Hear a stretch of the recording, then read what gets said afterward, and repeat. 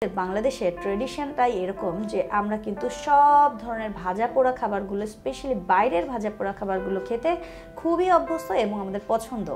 কিন্তু যদি আসলে আমাদের ওই খাবারগুলো কোনো ইনডাইজেশন বা হজমের সমস্যা না করতো তাহলে আসলে কোনো অসুবিধা হতো না, কিন্তু আসলে সেই সমস্যাগুলো হয়েই যায়।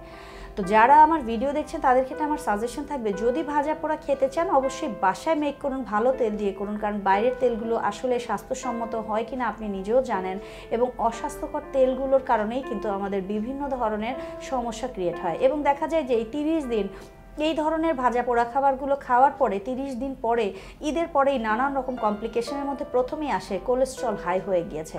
ট্রান্সফ্যাট খেতে খেতে আমাদের নানান সমস্যা কিন্তু সৃষ্টি হয়ে যায়।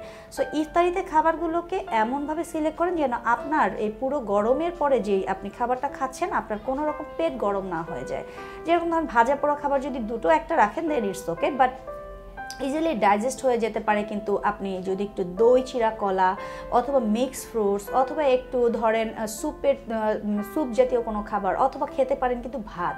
আমরা কিন্তু ইফতারিতে ভাতও খেতে পারি, আমরা ডিনারে কিন্তু ভাতটা খাই। এই ডিনারের খাবারটাই যদি আমরা ইফতারিতে খেয়ে ফেলি তাহলে কিন্তু ডিনারে আমাদের অত ভারী খাবার খাওয়ার প্রয়োজন হয় না।